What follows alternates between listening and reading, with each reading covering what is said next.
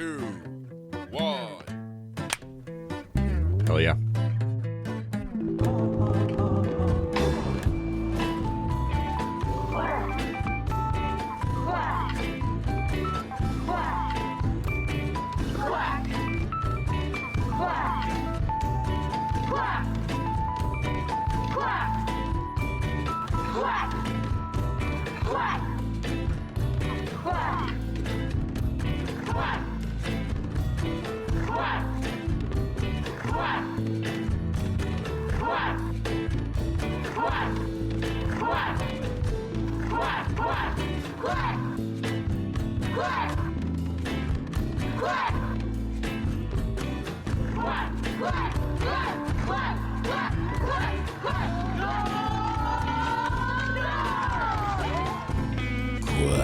Quack. Quack. Quack. Quack. Quack. 12 and... Oh! I am your host, Adam Chimeo. And I'm Aaron C. Schrohan. That is right. He is Aaron C. Schrohan, and this is the Quack 12 podcast, the most official, unofficial Oregon Ducks podcast on the web footosphere. And Aaron, we have one of the most boring Oregon Duck games I've ever seen in my goddamn life. Not true. It's been a minute since I watched it. I was going to try and rewatch it, and then life took a hold of my reins and reeled me in. That's right. So I couldn't rewatch it. We were prepped. You mainly were prepped for us to record an episode earlier on this, but the holidays got me. It's the holiday season. Worst season. Bloop, dip, bloop. But here's what I'll say. Not a boring game. I mean, that first half. I walked out of that stadium a JMU fan. You're at the game. Dude. No. Yeah. But you know. Mm-hmm. JMU, I think a lot of Duck fans, especially because it's one of those teams when they're an underdog and you beat them and you have no history with them whatsoever. Usually those are the fan bases that you're going to end up being like, you know what? I like them. Honestly, no. It was the reason why I liked them is because they brought it. I thought they played some of the most fun football I've watched in forever. And honestly, I'm glad that game didn't play out like everyone kind of expected it to, which was that they would put up 3 points total. Yeah. So I was like, oh, thank God. Not only are they playing like with so many tricks in mind and accomplishing said trick plays, they put points on the board. I don't know. I like that team. I thought it was a fun game. I also thought it was telling. The second half, Dan Lanning, when he gets on the mic, he speaks the truth. It's true. And I got to tell you, he was pissed. Watching that second half was like, what in the good gravy is this type of lazy? Yeah. I think, so there's like... Two interceptions, brother. I'm sorry. I keep cutting you off. No. You have a lot on your You said chest. it was boring. I've got a lot of pent-up emotions about it. How about it? Because it's what the dude does every time. He's like, oh, we got this one in the bag. Here, I'll just throw interceptions now. I'm like, Dante, what are you doing, you psychopath? I do think this is the most obvious. Like, I usually don't like to talk about, like, this is what the team was feeling and this is why they played like this. Sure, it's very impossible. This one seemed kind of like... This one seems obvious, like, they took their foot off the gas. That was very clear. There was a period, I forget when, definitely second half, and early, when they showed whomever on the defense, and they were already looking relaxed on the field, like it was more of an exhibition. And I was just like, what in the world is that? Get your head back in the game. I want to see monsters. Get your head like, out of your ass. Who are these happy boys trotting around like reindeer? No, sir. Mm-hmm. I think, and there's like two ways to take it. There's some people who are just completely writing off that second half. Like, sure, and as well you could. I'm more into that camp. Like, I will give JMU credit. Like, this is what happens when it's like, this is a big game for us. This is a huge game for them. Like, they were FCS, right, but, you know, like, pretty freaking recently. They get up to the highest level. They're playing a big brand of college football. They're ranked, baby. Yeah, and they're wow. like those late touchdowns, which, you know, like final score is 51-34. We still won handedly. But yes, those late touchdowns mean so much to them. Like, every single touchdown is just like, I scored a touchdown in the college football playoff. Like, their fans were still stoked. Like, their fans were more looking like, you know, after it became obvious they weren't winning this thing. Like, their fans were more like, let's cover the spread. Let's cover the spread. Like, that was, that was the big deal. And they did. And so I think it was just that they were so motivated in the second half. We were so clearly like, they're not winning this thing. Like, which, yeah, I agree with your camp. That is, it's fine to write off the second half. But I even sent it to you in a text, is that that's the type of stuff that whenever it becomes actually important to be finishing, the right kind of team will absolutely take advantage of that and will erase a lead that we may have. Yeah, I will say it's like, and I think this is why Dan Lanning was so pissed. Like, yeah, he was clearly pissed. I was like right with him. I was like, this is incredible how lazy you're being. And like the interviews and like the second, the interviews like afterwards, it's like a lot of the players being like, yeah, usually there would be like music playing in the locker room afterwards because it got to win. Like, no, he was not happy, but he wasn't like that, like problematic. He wasn't like throwing a chair at Dante Moore. He was still using it as an opportunity. Vibe. Yeah, and it really, like, I agree. It's like, we're not going to get to the point where we're blowing out the next teams on our schedule, if there is more than one, if we get past Texas Tech. We're not going to get to the point where it's like, oh, we had a huge 21-point lead, and then we softened, and then they rallied back. Like, if we got a 21-point lead against Texas Tech, we're still, this is my opinion, I really think it's like, we're going to be taking that opponent so much more seriously and not in Autzen that I don't think we'll let up. But I'll tell you this.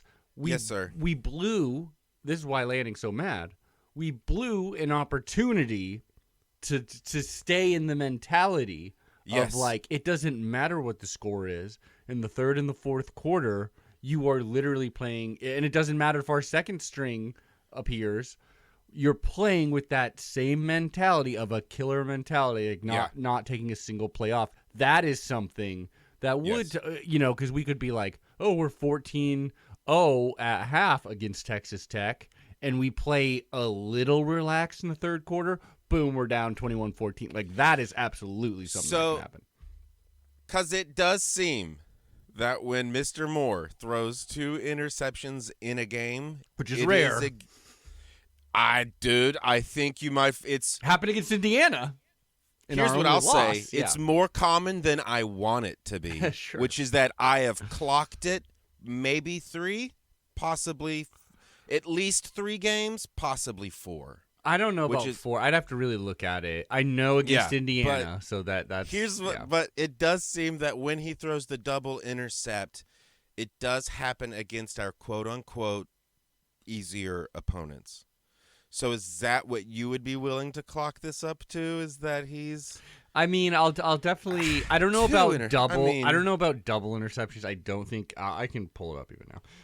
I don't think there's many games because right now he's at 8 interceptions. And 2 of those came. It feels against... like 12. That's because you're a summer child. You're so used to like our level of quarterback being like Justin Herbert, who is in his senior year, Bo Nix, who is in his 20th goddamn year, Dylan Gabriel, who is in his 21st goddamn year. Like Justin Herbert gave me the same kind of heart attack, but for a different reason. Well, is that ball. His ball was slightly more wild. He's a wild child, baby. He is, and he's just crushing it up there in the big leagues. Well, he's getting. But crushed okay, so anyway, so Dante Moore, I got it right double here. Double intercepts. You're not too concerned about it. Go ahead. I mean, I could. If we throw 2 interceptions against Texas Tech, we probably are going to lose that game. Yeah. He's thrown 2 interceptions against JMU, and then he threw 2 interceptions against Indiana. Those are the only games in which he has multiple. But let's look at the other. I feel like okay, well, I take it back. It feels way heavier than I guess it is. If you instead say the 2 interception games and look at the interception games, then I think you're a little more on to something, because like against Northwestern, he threw that was his first interception of the season. Right. That's when he broke the lid open. Yeah. It was a pretty bad decision, and it was late game. Yeah. I do need to remember he went a good stretch, no interceptions at the beginning of the season. Yeah, first 2 games, certainly. Oh, just 2 games. But then, like, 1 against Northwestern, and then he didn't, like, next 2 games he doesn't. One is against Penn State. That would have been probably a backbreaker if he did throw an interception. Mm-hmm. And then there was 1 against Rutgers, which I think would add to what you're saying of, like, lower level. I think that was really early on, if I remember correctly. And then there was 1 against Iowa. That was another, like, the interceptions that he is throwing. Is a lot of games stacking up now. Yeah, well, I mean, the interceptions that he's throwing, it does seem like a lot of time. It is just like, that was not a smart decision. Like, you went for too much all at once. It's not a regular occurrence, though. And again, it's like, I'd rather have it in the second half against JMU, or when it's like it feels like he's just relaxing a little bit. There was maybe some pass interference too that should have been called on one of those interceptions. But I digress. I am a homer after all. Yeah, baby, you should be. It looks like maybe. Okay, all right. So you talked me down. You talked me down a little bit from that hill. Well, I mean, dude, you know my pick. My pick is that we lose against Texas Tech this season. I know, and I can't believe you for it. I mean, I'm just going for I wanted the points, and I'm like, what? That seems like the earliest out we can have. And if we beat Texas Tech, then suddenly I'm gonna be a little more like, we can lose to the next 2, but we can definitely beat the next 2. Texas Tech, and like honestly, if I had to put my hard-earned money, and it is hard-earned, okay. If I had to put my own money on who wins the next game, Texas Tech or Oregon, I would probably go Oregon. We're like a 1.5 point favorite. I hate that. Yeah, I know. Well, 1.5 is basically. Well, like, maybe that's better than a 7 point or a 3 point, right? Yeah. Because then they're like, oh yeah, they should have this.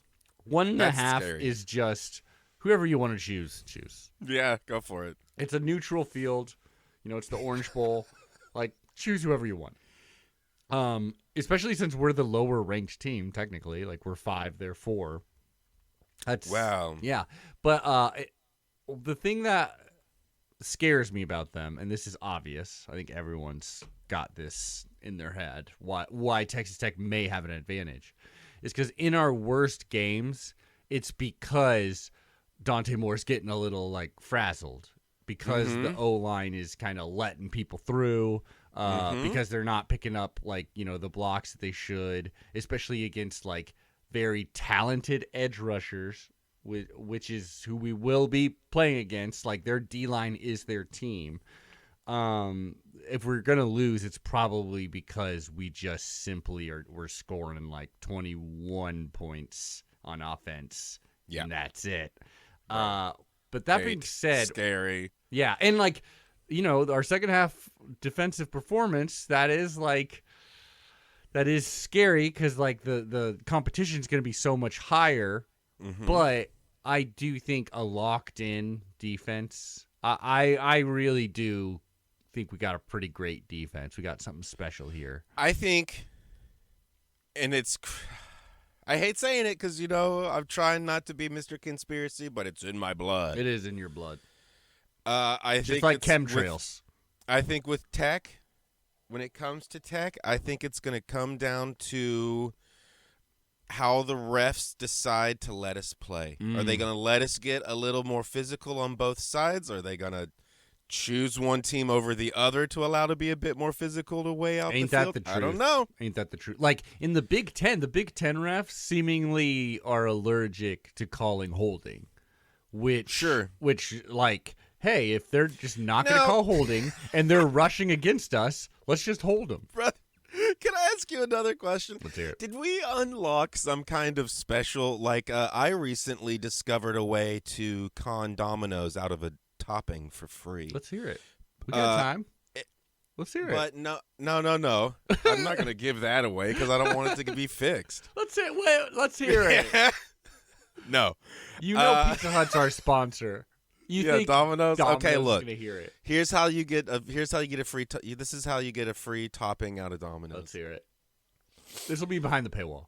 Yeah, so they have two national coupons. They have one where it's either $6.99 or $7.99 for 2 topping medium pizza. Okay. It depends on where you live. In Seattle, it's $7.99. In the sticks, it's $6.99. Okay.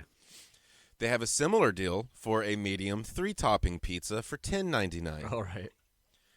Per pizza. So it's like as you buy them, each one is always going to be $10.99. So you pick that one. Pick the 3 topping. Do your 3 topping pizza. Do 2. You have to do 2 of them. That's like the base requirement. Yes. So you do the 2 of them, and then when you go to your cart, you have to do this on your phone. When you go to your cart, at the top is the coupons button. Yeah. Just go ahead and press on that inside the cart. Okay. You're now going to click the $7.99 2 topping medium deal. All right. At which point it'll tell you, hey, if you choose this coupon, it's going to clear out your old coupon, and you're going to be on this one now.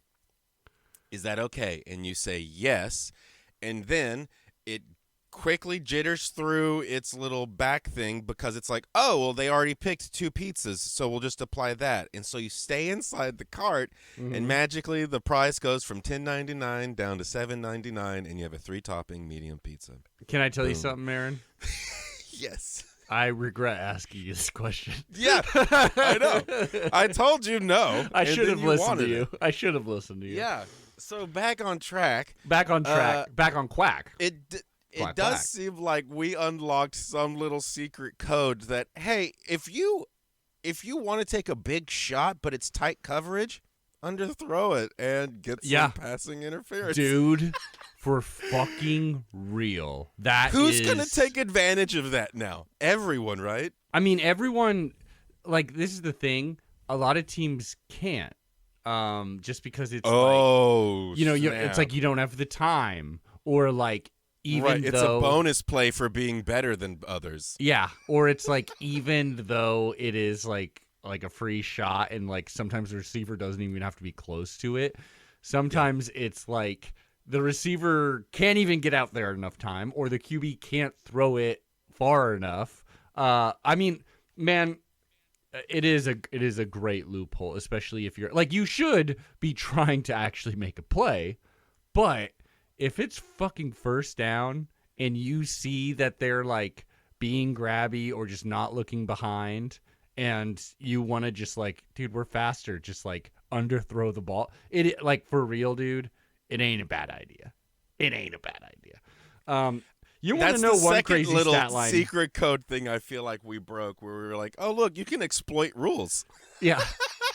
Well, I think one reason why we have a really good shot against Texas Tech is and like people are, I think, underthinking this. It's like our offense versus their defense is going to be very interesting. Specifically, their rush defense. I hate that there's something called a pass rush, which is them rushing against us, and then there's also offensively you're rushing the ball. Like, I hate that they didn't think of different words for that. But anyways, like our rushing game versus their defensive line, that's going to be really interesting.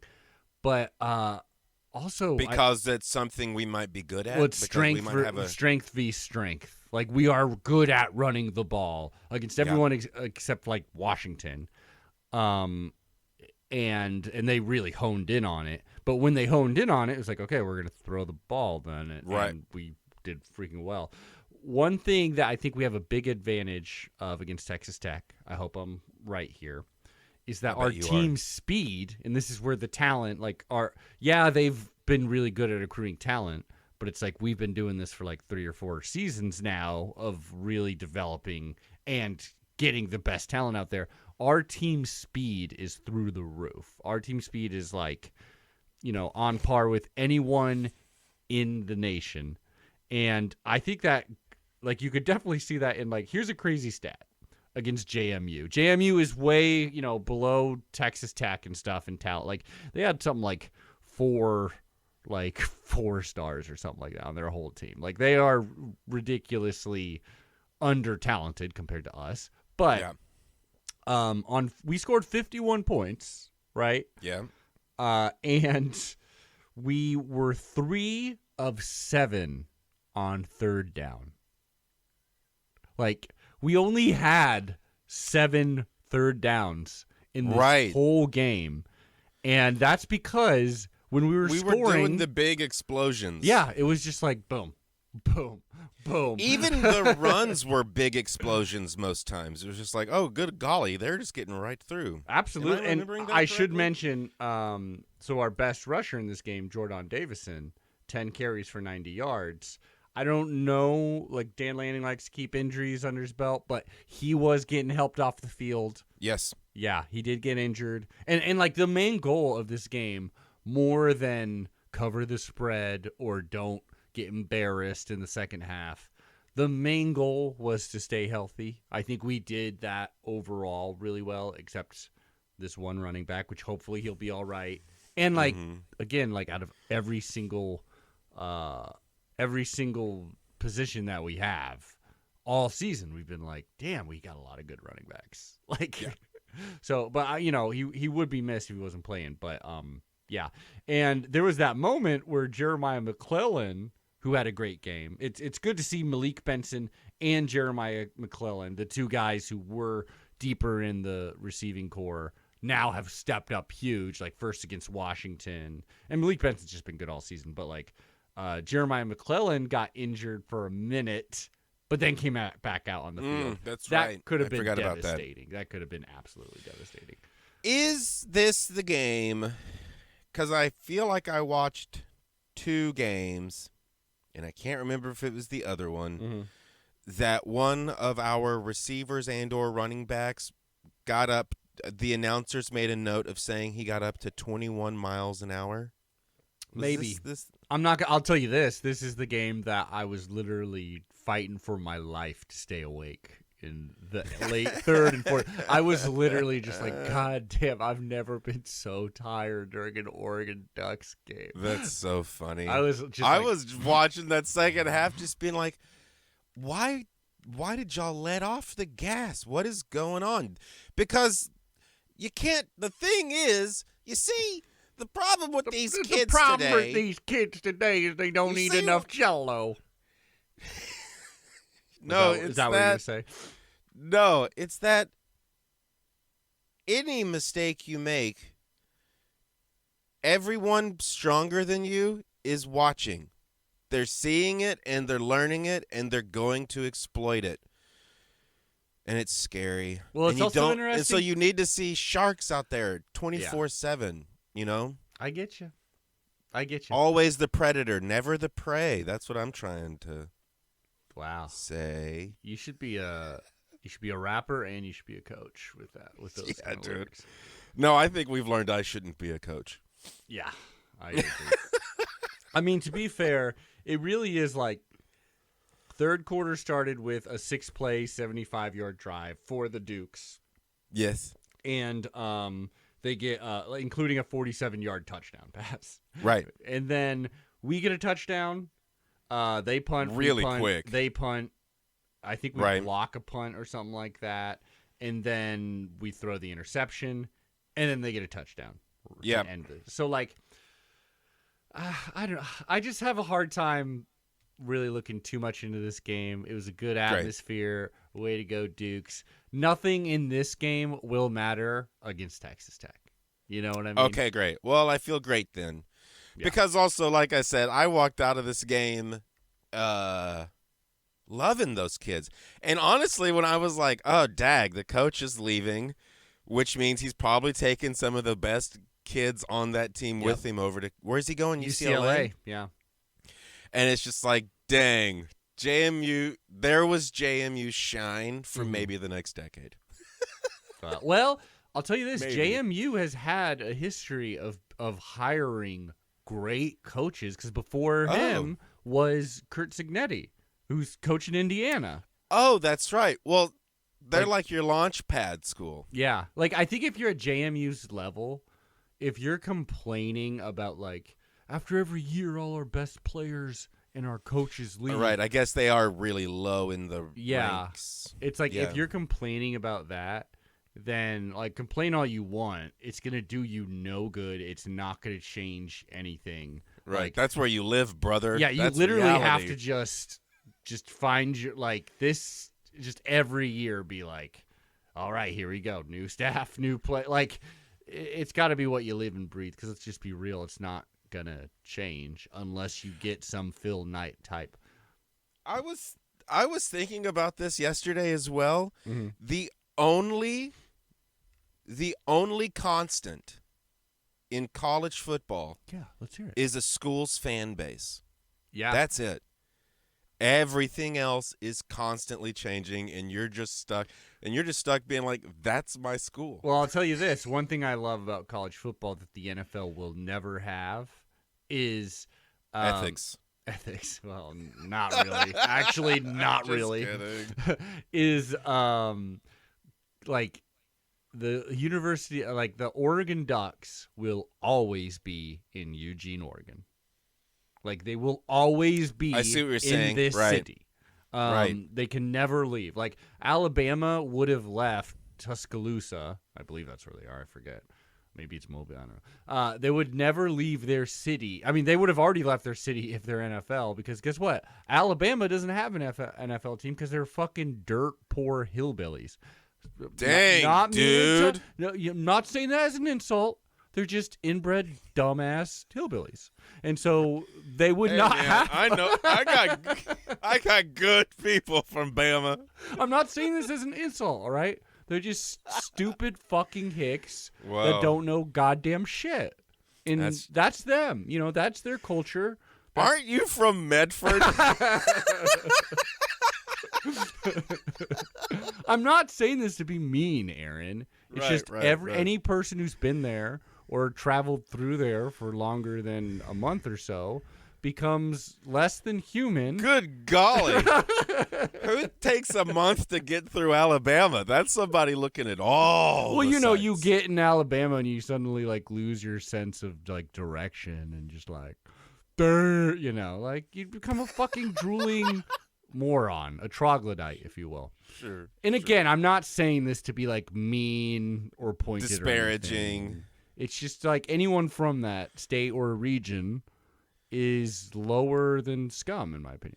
But you're just speaking from the heart. I'm just speaking from what I know, okay? From my West Coast liberal. This is actually Adam's woke box. Yeah. Yeah.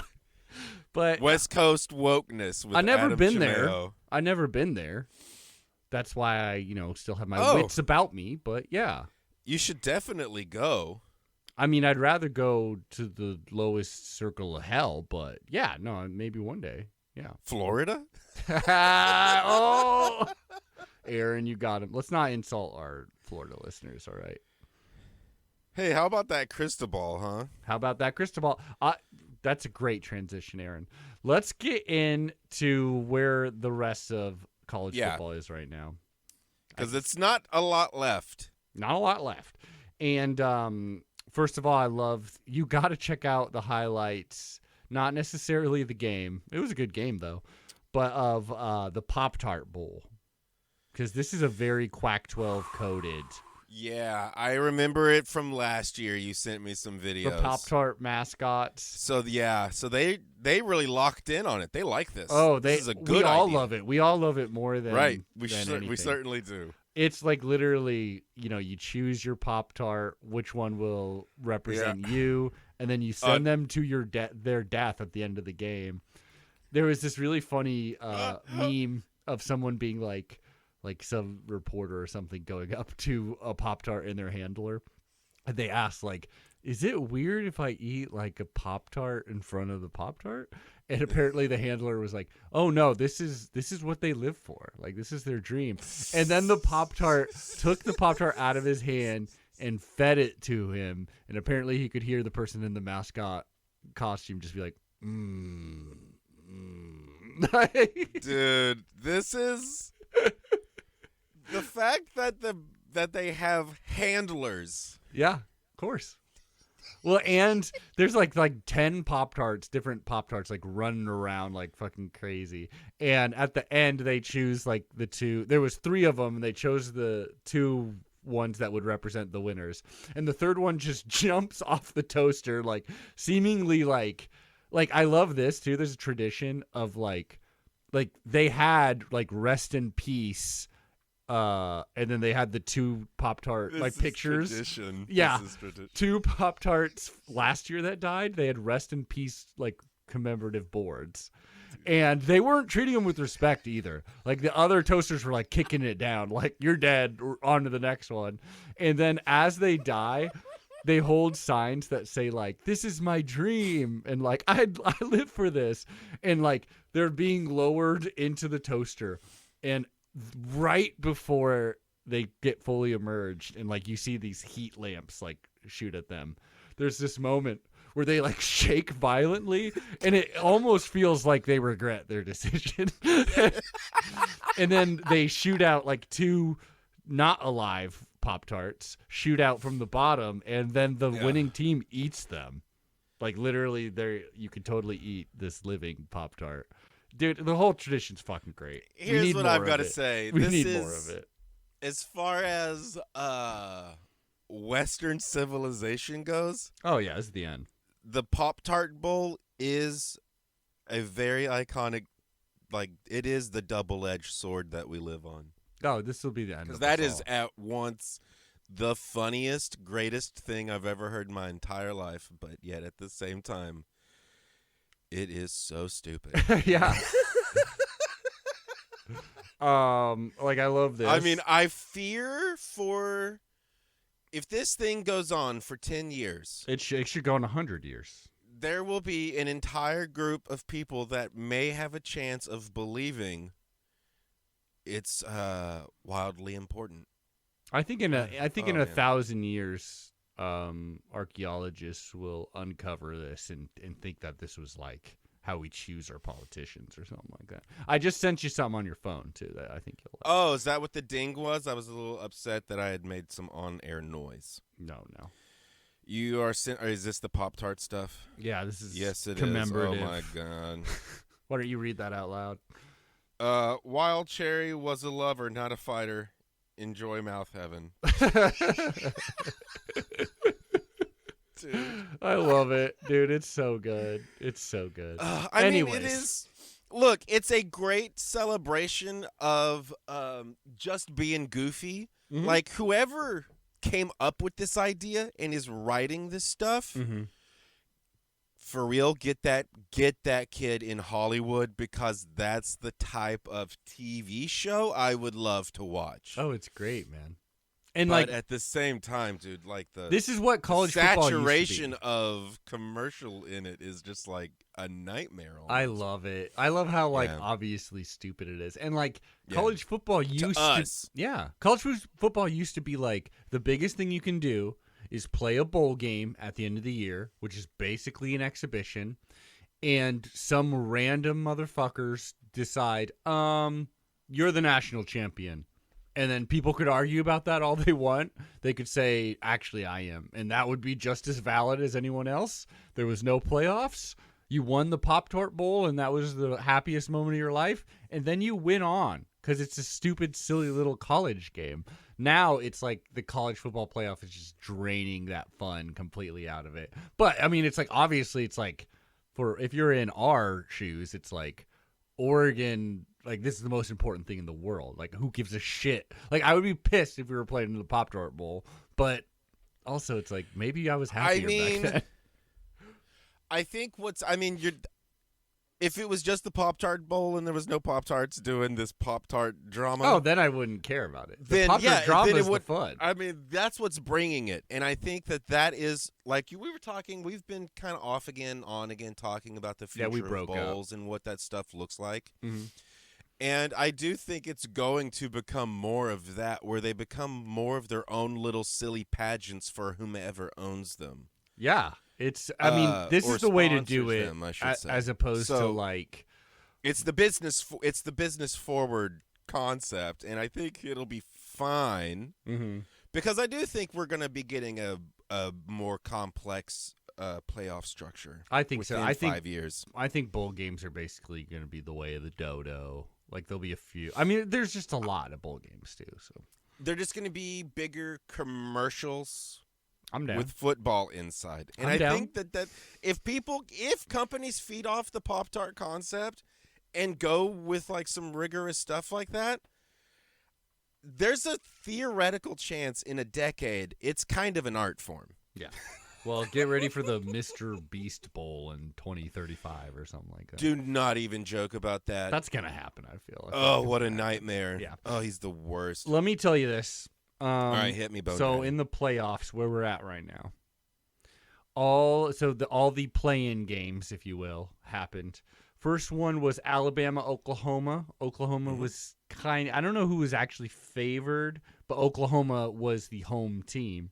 They did this thing even where they were like, "Hey, we got 50 Cent.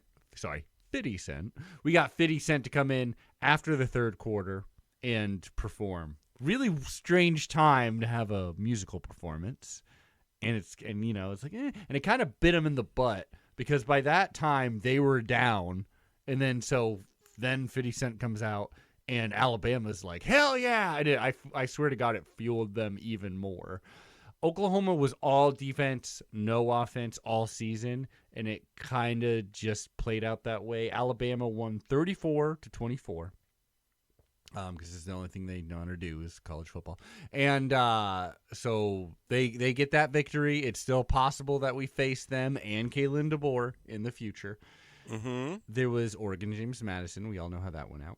We had Ole Miss versus Tulane. This was the other blowout, 41-10. Tulane was also the G5 school that was kind of just like happy to be here. They had played Ole Miss earlier in the season even, and it was kind of similar results. So they just win 41-10.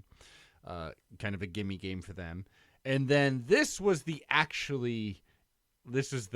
best, I would say, college football playoff game. Miami versus Texas A&M.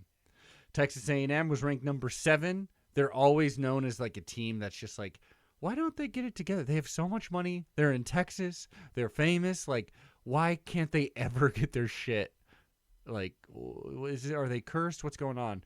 And then Miami is Miami, coached by Cristobal. They're going to do Miami things. Miami ends up upsetting Texas A&M. Texas A&M was home. I can't believe that. They win 10-3, very Cristobal fashion. 10-3. Highlight of the game was when Michael Irving came out and kissed Outside of that, I don't find anything interesting about it. Yeah, I will never like Miami simply because Cristobal is the head coach. Yeah, it's kind of he'll never be good in my book. Taking it to the grave. 10-3. It'd be pretty fun if we were able to play. So next, these are the matchups for the next ones. And keep in mind, we've only had one 12-team playoff in our history. But that's incredible. Yeah. It is, isn't it? We've only had one, and that was last year. And at this point, so because now you're getting not the home field advantage, but you got your bye week. Which, by the way, I really respect Dan Lanning for this. He said this whole playoff system is stupid, honestly. What it should be is just like happened, all these teams, you got the play-ins, the bottom 4 have to go to the mid 4 and play at their house. That happened.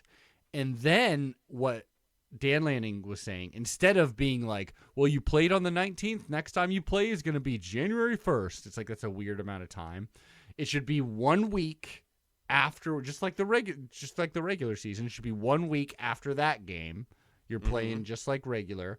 And instead of a neutral site, like we're going to go play Texas Tech in Florida, it should be at Texas Tech because they deserved it. Like this, I thought this was pretty cool of him to say, like, we should be playing at Texas Tech because they have a higher seed.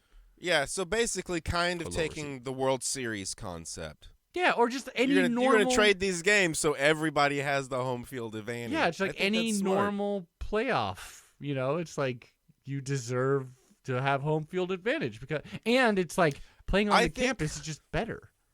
I think home field advantage should be determined somehow week to week.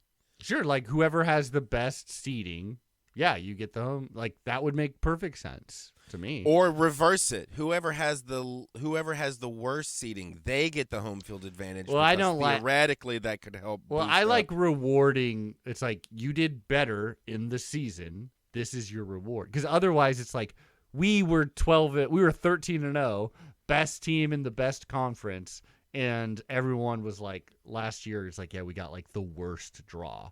We had to play Ohio State after a month break. We got to play in the Rose Bowl, sure. But, like, if we were playing in Eugene, probably wouldn't have been different. But, like, that would have been a better advantage. But I'll tell you this, Aaron. So, last year, we only got 1 year sample. Last year, every single team, all 4 of them, that technically were rewarded with that bye week, all of them lost to lower seeded teams. And there's a theory that it's like, not playing for more than a month does you way worse. Obviously. Than having to play a JMU. Or like last year, Ohio State played Tennessee. Blew them out of the water at home, in Ohio. And then they played us, and they were warmed up, and they were more than ready to go.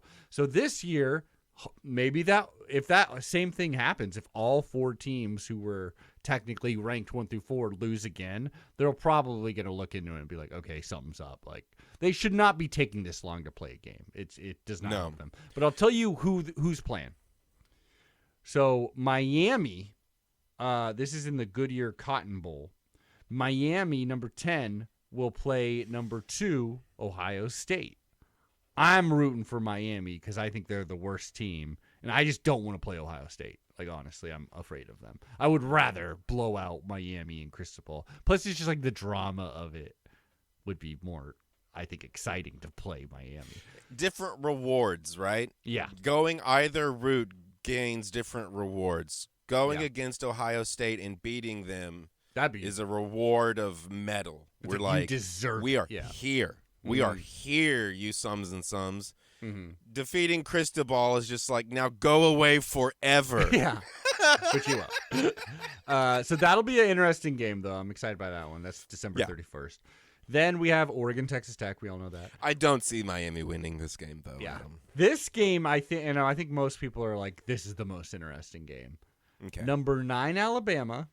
Wow. Yeah. So low. Yeah. Well, honestly, they've been a flawed team. Like, they made it to the SEC championship game, but they got blown out by Georgia, though that is a team they beat earlier in the season. They cannot run the ball. Like, they truly are so bad at running the ball, but pretty good at passing, and they got a good defense. They are taking on Indiana at the Rose Bowl. I think that's... Indiana has not played since the Big Ten championship game. God! Yeah, like it's been for so long. Meanwhile, Alabama just played a heated game against Oklahoma, went on the road and beat them. Wow. So it's like Alabama's like pretty ready to go. Like Alabama is not the Nick Saban Alabama, but right, but it is still Alabama, and that means there are there are certain requirements to what a season should look like. Yeah. Oh, they're they are they Yeah. are psycho fans, genuinely insane Yeah. psycho. Just like anyone who lives in Alabama. But Or just like anyone that lives anywhere that roots for a football team. yeah. Well, dude. It does mean something different. Like the amount of death threats in Alabama is higher than in Eugene, Oregon. Yeah. Yeah. And like death threats over like a it's 10 and 2 it's a way season, of life for over like certain. one loss. Like they are nuts. And then the last one is Georgia plays Ole Miss in the Sugar Bowl. Also should be pretty interesting. Interesting indeed. Georgia seems like they're going to take that one away. I mean Georgia is firing on all cylinders. I'm pretty afraid of Georgia too. It kind of doesn't even matter. It'd be interesting. Like who would you rather play if we beat Texas Tech? The next would be Alabama or Indiana. Indiana would be nice to beat because that's retribution for earlier on. Mm-hmm. And the other choice would be Alabama, who we've never played, but Ever. throughout the years, like because obviously And they're so good. I think I'd rather play Indiana because I'm all about taking. I'm all about showing we are the number one team. I like that. Undisputedly. I like which it. is why Dan Lanning gets upset like he does. Yeah. It's not, or he's not mad. He's is frustrated. Yeah, he's frustrated in these kids for not. There's a book here. There's a mentality. Mm-hmm. He's got me brainwashed into it. How do I reach these kids? Is all he's thinking. How do I reach? Yeah. Yeah, great. you get it. But yeah, so I mean, in Alabama, if they're flailing around right now, that's not really the Alabama I want to crush. You know what I mean? I want to crush. They're not the Alabama of past, but Right. they're Nothing still ever can be. Yeah, they're still more talented than Indiana, but they're less Fascinating. You think so? You must know so. Yeah, I believe so. Yeah. But they're like less of a like Indiana has been like they've had some close games, but they are clearly running so well as a team. Yeah. Like they just beat Ohio State. Like, come on. It was a close game, but that still means something. Great point. Yeah. And so it'll be interesting. And like Fernando Mendoza won the Heisman. They got the Heisman QB. I'll tell you this sucks. I heard that one of their star defensive linemen got injured. So after the Big Ten championship game, he was he was just happy celebrating with fans, being like, yeah, and he jumped up and down, I believe, and got a serious injury from that. Yeah, that's an Adam injury, if anything. Yeah, I feel for him. That freaking sucks. That super sucks. Mm-hmm. That's the exact wrong way to be injured, and yet here it is. And at that time, it's like we were just about to play. Hopefully, he can play. Hopefully, but I'm gonna just rip off the Pac-12 scores that have happened so far because we've called these. This is the big pick-em here. So we had Washington destroyed Boise State before it even started. Like, Great. Holy cow, they dismantled them. Boise State was pretty bad this season, honestly. It's kind of crazy that they were able to win the Mountain West because they've been honestly pretty bad. So Washington destroyed them. Then we had Washington State beat Utah State pretty severely. That's at the Idaho Potato Bowl. And then, which we both had Utah State, I think, which is kind of weird. Hawaii Cal was a great game. Honestly, it's gonna be. You knew it was. Hawaii had home field advantage. I love that they have the Sheraton Hawaii Bowl, and it's just like if Hawaii makes it to the bowl game, Hilton. Yeah, they get to play. They get home field advantage. Like I just kind of love that. It's kind of unfair, but it's also like it's Hawaii. Come on. Everybody wants to go to Hawaii. Yeah. It was a great game. Hawaii rallied back. I love that one of their best players is called the Tokyo Toe. He's a Japanese player who didn't know how to kick. They were having like full tryouts, like open tryouts of like, hey, we're looking for a kicker if you can kick. He didn't know how to do it. He learned everything he learned from about kicking. It was on YouTube. I was about to say. Just watched YouTube, learned it from there, and now really has the potential to have an NFL career, which is fucking awesome. Well, that just shows you YouTube, baby. Don't go to college. Just go to YouTube. Go to YouTube. Yeah, that's what I mean. YouTube University. It's coming. Yeah. If we keep allowing Pop-Tart Bowls to become a actual theatrical event, yeah, YouTube University is well on its way. Exactly. Once your university degree says brought to you by Toaster Strudels, maybe it's not worth the cardboard the Toaster Strudels came in, all right? That is also your diploma. That is also your diploma. Yes. And it's happy to die, too, and go to mouth heaven. Aren't we all? Aren't we all? I hope I go to mouth heaven. I mean, what is the universe but a giant mouth to swallow up our souls? Yep, and hell is a giant asshole to shit you out and you think it's real? Land you in Alabama. Heaven and hell? Yeah. Let me think about this. It's a tough one. This is tough. I'll tell you this. I think heaven was on earth. Paradise, you could say. Oh, baby. But we paved it and put up a parking lot, dude. Oh, yeah. You know what that's worth? What's that? Ooh, yeah, baby. Heaven's just a place on earth. So true, dude. Yeah. We're just all knocking on heaven's door, too. Yeah, we are. Anyways, so Hawaii rallies back in the last minute, wins this bad boy, 35-31. My three teams, I would say, my three teams I love the most in the year 2025. Oregon Ducks with a bullet, number one.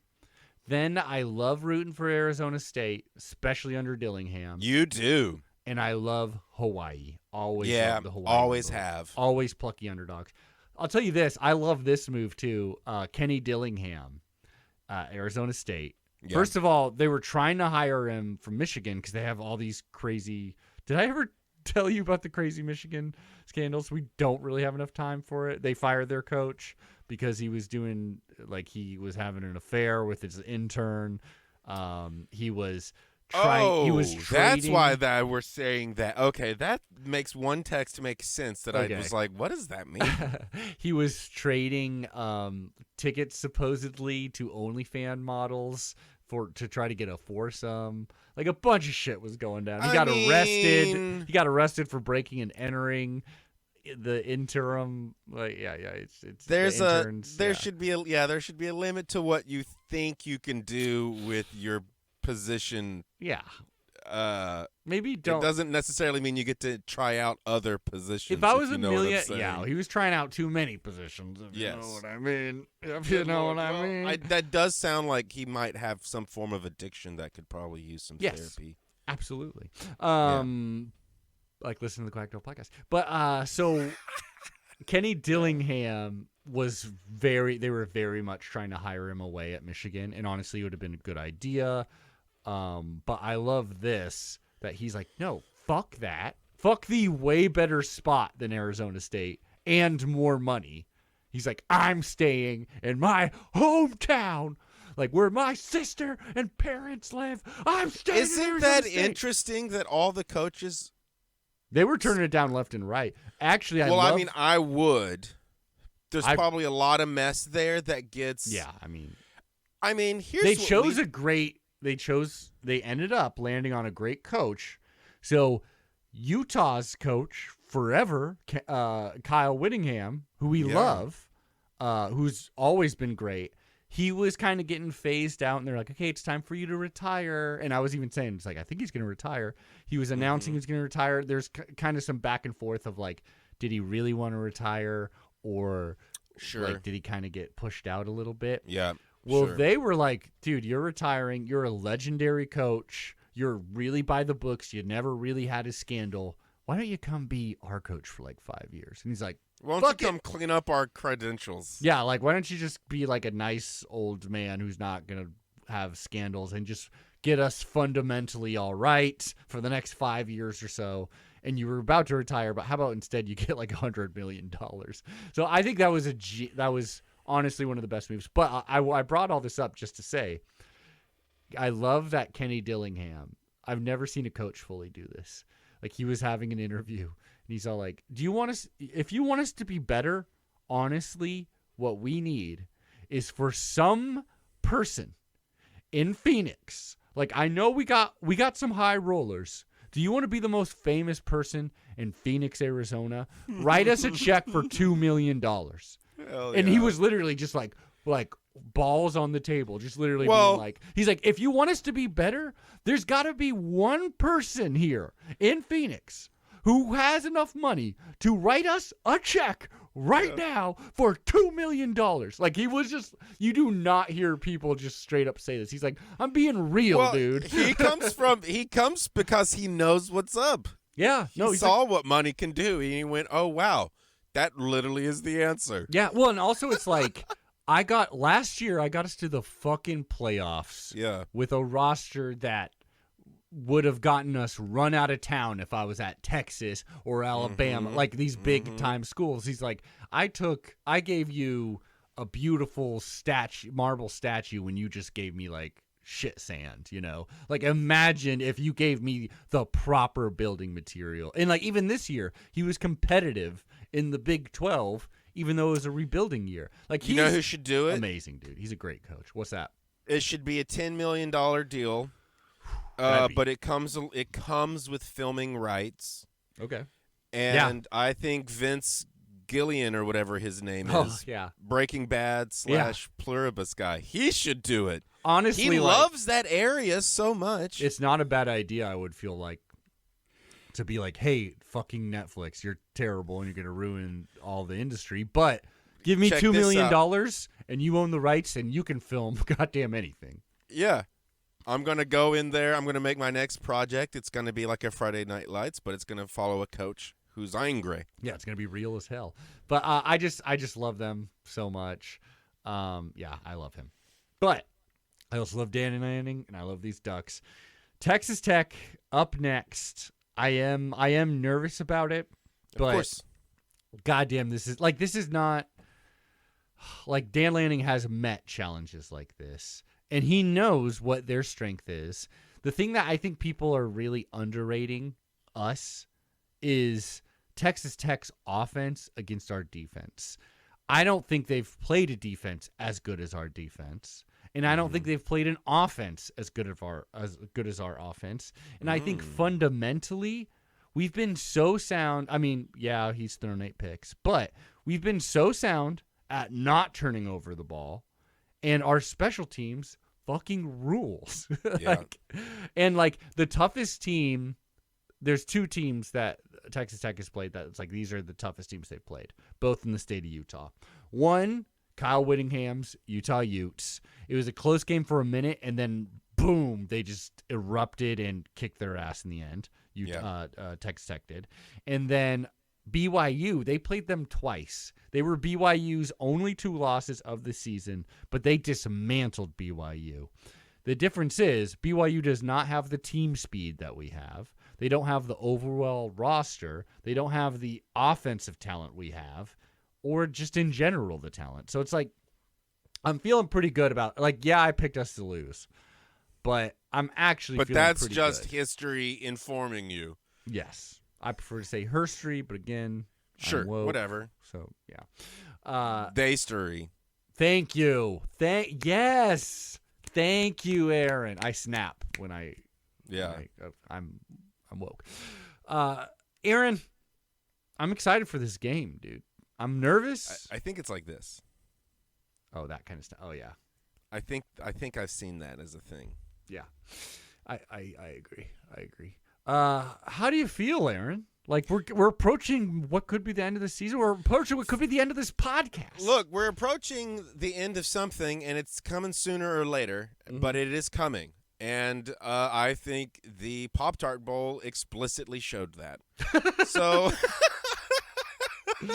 Absolutely. I am definitely logging off, and I am gonna go look at all the clips because you have me absolutely intrigued to see this. Oh, it's so it good. Sounds dude. Shakespearean, honestly, and so I am curious to see what that looks like today. I agree. I agree with you that it's like the people writing, like the main producers of this Pop-Tart Bowl. I just love the amount of thought, because it could have just been Pop-Tarts like, yay. Well, but they the understand that they are still a child's product, but Yeah. they now have to appease to grown adults, which are college-aged potheads. To be fair, I think all these like you know what I mean, like cereals nowadays. It used to be a sugary cereal would go straight for the kids, which is a weird sentence to say, but instead it just followed our demographic. Yeah, they just followed like us. Like Cookie Crisp is basically being like, look, I know you don't have the kids this weekend. All right, who are you fooling? Grab a box of Cookie Crisp, and get a Coors. We'll watch some Golden football Grams. together. Golden Grams is like this. They go, look, we know that all you're about to do as a 45-year-old part-time employed Walmart greeter is you're gonna queue up Fortnite and you're gonna eat us. Yeah. Like the Trix Rabbits being like, look, I know, we're going to get some blow. This shit used to be for kids, but you're not a kid anymore. I know your ex has been like, you're basically a man-child, but those payments you're making, like those, that you're a little behind on, those child support payments would say otherwise. You're a man and you're eating Trix cereal. Yeah, Captain Crunch is like, look, you're going to use your position of power to convince OnlyFans girls to come to the game so that you could do explicit things with my cereal. Yeah. Yeah. I mean, like, that smacks Sugar Frog is being like, look, I know there's a term limit, but if we can just get our guy back into office for the third time, I think he can really get this country around. Also, enjoy some Sugar Smacks. These are good. Yeah, Burger King is like, we know that you eat so many burgers, but that does not make you a king. Yeah, exactly. But thanks for all the business. Yeah. Yeah. Oh, boy. Also, McDonald's is it's going to be a great game. Yeah, it's going to be a good game. It's going to be a good game. If we lose, I think it's just going to be, like, I think what a loss looks like is exactly what the loss looked like against Indiana. Yep. Where it's I was thinking the same thing. Our offense was so, like, we actually were still able to score points. We were doing pretty well. Our defense did show up, but Indiana was locked in enough that they knew even if they were down, like, just keep giving what the offense is giving you. I mean, what the defense is giving you. But also, their line was able to rattle Dante Moore. Yeah. Will Stein didn't have the greatest game plan. Hopefully he learns from that experience. Like, if he doesn't, then it's like, well, it's a good thing he's gone. But hopefully he's learning from this experience. It's like, man, if you're making all these quick throws, like, they're going to tee up on those. Like, yeah. To be honest with you, I think it's going to be interesting to watch both of those guys have their first year as a head coach. Because Tosh Lupoi, yeah, he's the one I actually am going to miss, but I think they're both going to struggle. I don't know. I think we had one more season together. Yeah, I mean, it'll be interesting. And it's also interesting, I get it. too. I mean, I get it.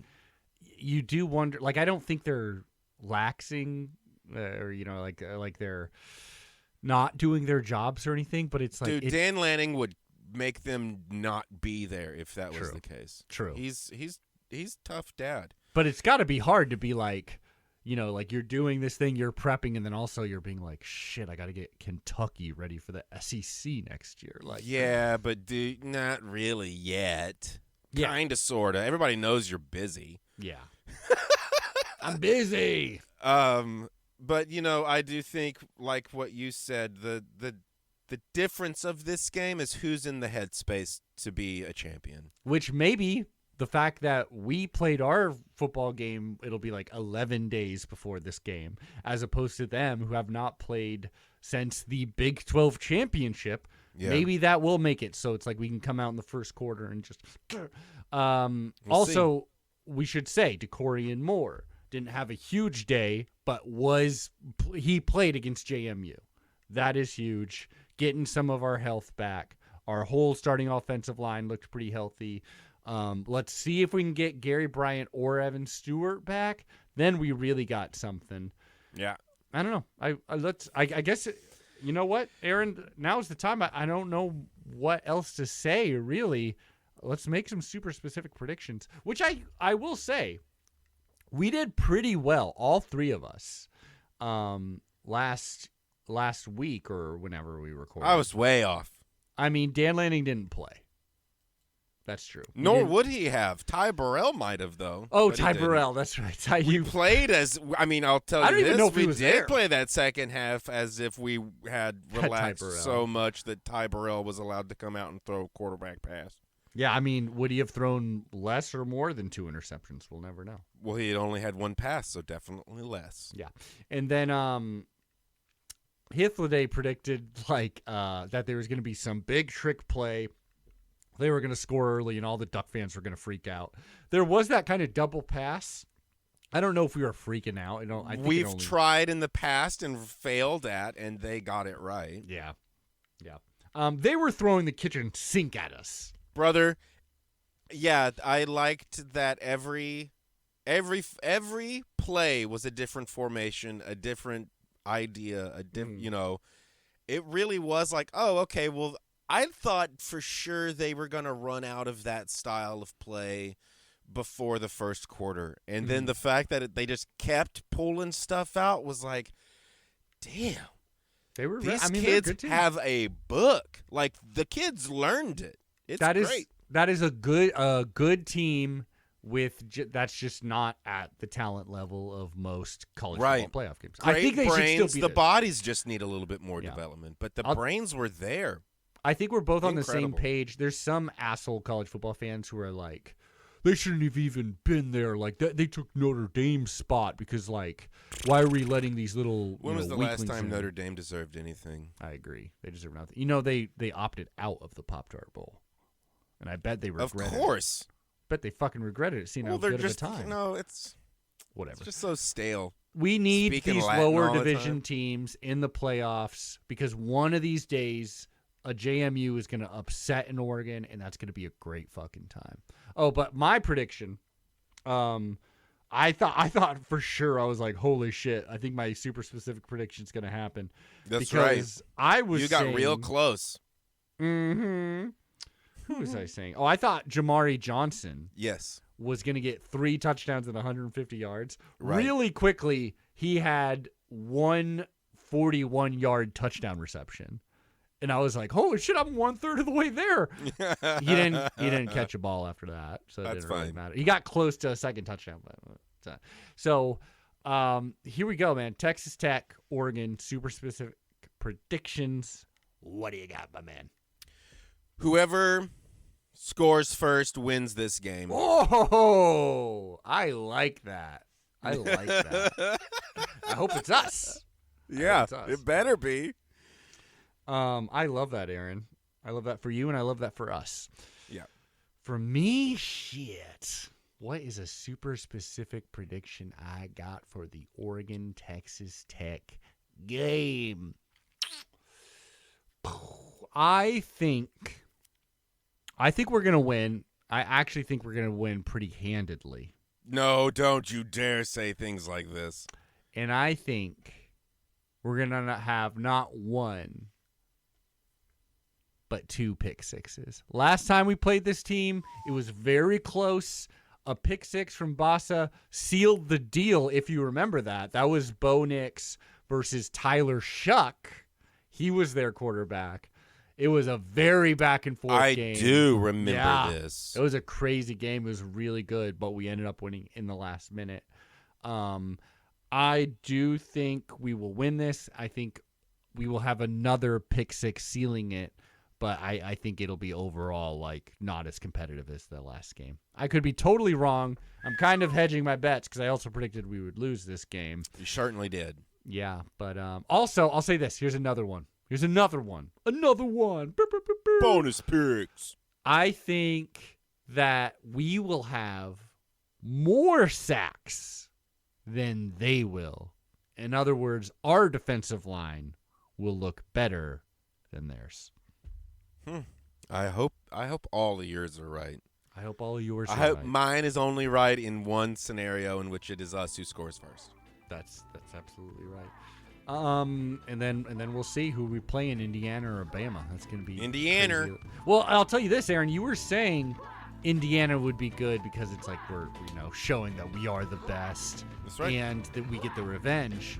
There would be some revenge against Bama. We've never played them. Like we had a saying that was like, we want Bama whenever we would be good. Because you're like, we want the best team. They're probably not the best team. But no. It would be some revenge because who's their coach? Kalen DeBoer. A person Dan Lanning has never beaten when he was coaching at Washington. Oh, how fascinating. There would be some revenge there. There would be some revenge there. Maybe the better revenge is the one for our supreme leader. Absolutely. Our supreme He deserves all victories. He deserves all victories. And with that, quack, quack. Quack, quack. Quack. See y'all next week.